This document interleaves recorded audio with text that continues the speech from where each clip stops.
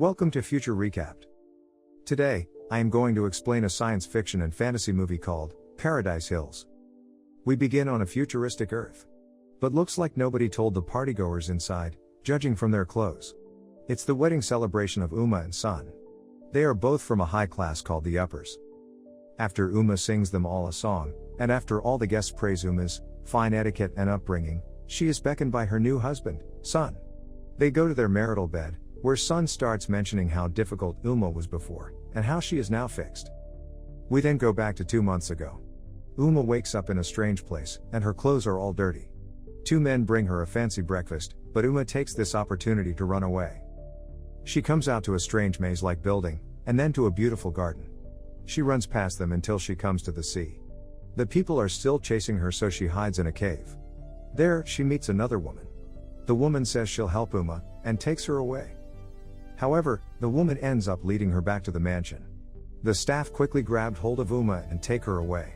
On the way, Uma notices lots of girls, all dressed neatly in white, and playing around in the garden.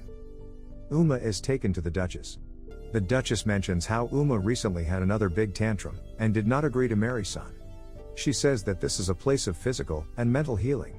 But Uma does not care about that. The Duchess says that Uma will be here for 2 months, and asks her to keep an open mind until then. Hopefully, she will agree to marry Sun by then. Uma is then taken to her suite where she has 2 roommates. Chloe is fat and her parents sent her here, to be slim models like her sisters. But, she is happy with how she is. Yu, on the other hand, is angry about being here. Later, they sit down to dinner. However, their food and their milk have been rationed, to keep them slim and fit. As they're eating, Uma sees the girl from earlier who betrayed her. Chloe and Yu say that she is Amarna Vicario, a famous singer. However, they say that she's an alcoholic. When Uma goes to the washroom, Amarna meets up with her. She apologizes for misleading Uma earlier, because Uma would have gotten caught anyway, and the staff would have ended up finding the secret cave. She also says that she's not an alcoholic. It was just a rumor made up by her music label, to put her here. Apparently, she wanted to sing in her own voice, instead of using computer music. The next morning, the girls put on some new fancy white dresses, and get a complete makeover. Once they are done, Uma is taken to the Duchess for some mirror therapy. She is asked to talk about her personal issues with her mother, while looking at the mirror. But, Uma is still not comfortable with this place and leaves. Later, Uma is put on a wooden horse and locked in. She is then raised high up, after which, she gets a VR treatment of Sun, whom she is expected to marry. The video shows Sun doing rich things, while talking about how cool he is. The video plays again and again, until Uma is absolutely sick of it. It finally stops after a long time, by which time she has dug her nails on her palms. The staff come in and apologize, for accidentally putting her up there for so long. Uma immediately storms off to the Duchess and yells at her. She says that she won't marry Sun, because she already loves someone else. However, he is a lower and she is an upper, and her mother would never allow it. Despite being an upper, her family is broke. So, her mother wants her to marry Sun. Later, the girls discuss what they were shown. Chloe was shown beautiful and slim girls exercising, while Yu was shown things about her anxiety.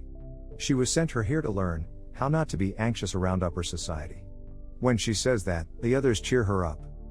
The girls soon get used to their daily routines. They even start revealing a lot of their emotions in the mirror therapy. One day, Uma shows her friends a memory locket that her father made. It has a recording of when she was young, playing around with her father. Suddenly, she recognizes one of the gardeners. It's her lover, Marcus, from the lower class. Marcus tells her that he joined the staff, just so he could meet her and free her. He then takes her to a secret room, where he uses a remote to turn off the camera. He plans to take her away in the cargo boat soon. After that, they start making love. Amarna sees this, and starts crying out of jealousy. Chloe and Yu think that Marcus coming here was romantic. But, Amarna coldly says that Uma shouldn't trust Marcus. Uma is angry when she says this, but just then, Amarna is called to the front to sing. Amarna stops the music and starts singing in her own voice. The staff does not like her singing without the help of the computer, so they forcibly stop her and send her away. The next morning, they get news of a security breach. A man apparently came on a boat, but he's been caught now. Amarna takes Uma to the cave, and shows her a boat that the man brought. The man was apparently a secret contact of hers. She says that the mainland is only 10 miles from here, and they can row to freedom. She also says that the milk they drink puts them in deep sleep. Last night, she didn't drink and saw some staff moving the girls around. So, they plan to take the boat and escape. Despite Amarna's protests, Uma goes to tell Marcus of these new developments. That night, at dinner, the staff reveal that Amarna's treatment has been completed. She will be sent back home the next day. Both Amarna and Uma are shocked to hear this. The two of them then drink the milk and then immediately go to the washroom, where they puke it out. Amarna says that Uma and Marcus should take the boat now. When Uma asks where she can meet her, Amarna gives her hair clip with a secret map inside it.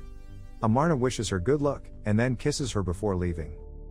That night, Uma does not fall asleep because she did not drink the milk. She sees some staff taking a girl away, just like Amarna said. She follows them but is stopped by the cameras. So, she has to go back. The next day, Uma gets another video treatment. This time, it shows her happy childhood with her parents, especially with her father. Uma starts tearing up seeing these fond memories. The video then shifts to her father's suicide, after his business was forcefully taken over by another company. The owner of that other company? Son, her potential husband. Uma starts panicking terribly, until she is taken down. She starts running away, but is immediately caught.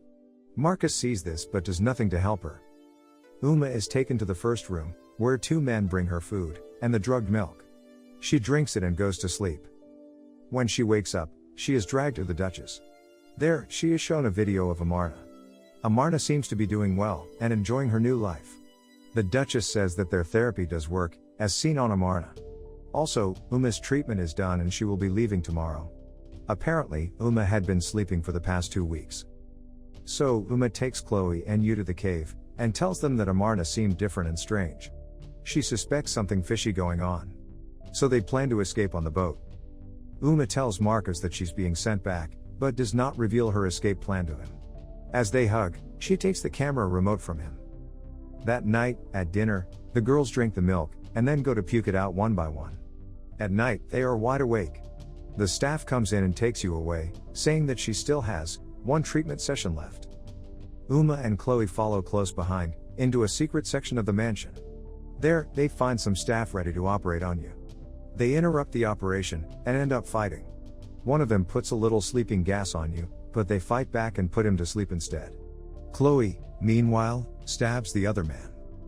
Uma then takes a surgical knife, and they drag Yu away to another room.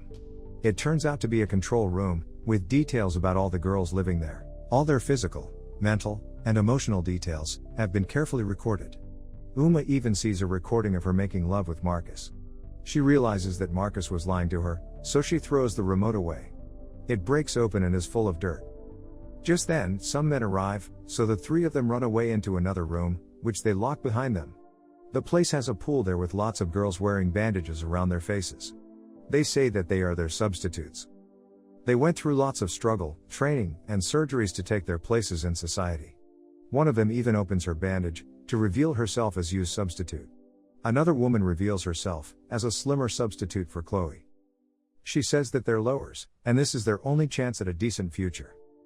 Uma gets angry, saying that they may copy their physical and psychological characteristics, but there is one thing they can't copy.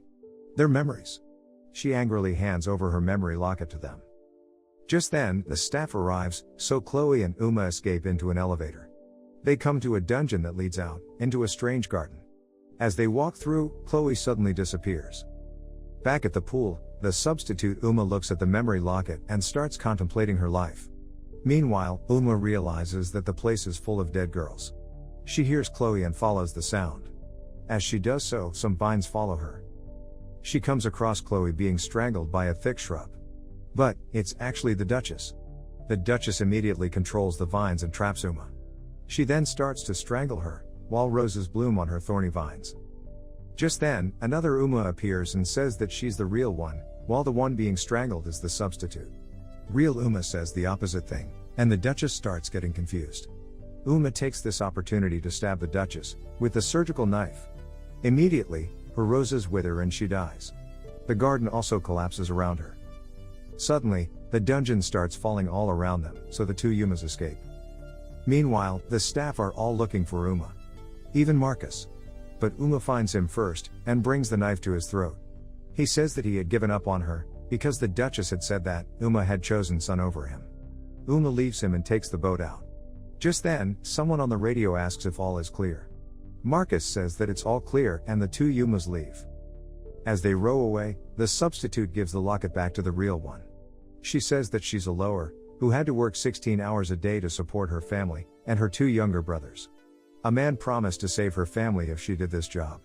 A job that required her to leave her original identity behind, and become someone else. She gives her name as Anna. After Uma and Anna reach the mainland, one of them goes to Sun's mansion. Back to the wedding in present times, as Uma and Sun get ready to make love, she takes a knife and stabs him to death. Sun's secretary hears this and is about to go up, but another Uma, but actually Anna, stops her, saying that she'll go check. When Anna goes up, she finds Sun dead. She goes to the balcony and sees the real Uma there.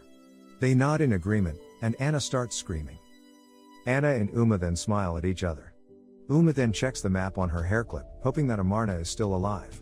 Meanwhile, Anna is hugged by Uma's mother, who does not recognize her as the substitute. Amarna looks back one last time, before leaving. This movie ends here, but of course, your viewing doesn't have to. Watch more recapped movies, by clicking on one of the videos on your screen. Please, subscribe for more videos like this, turn on notifications, and leave a like to help out the channel. Thanks for watching.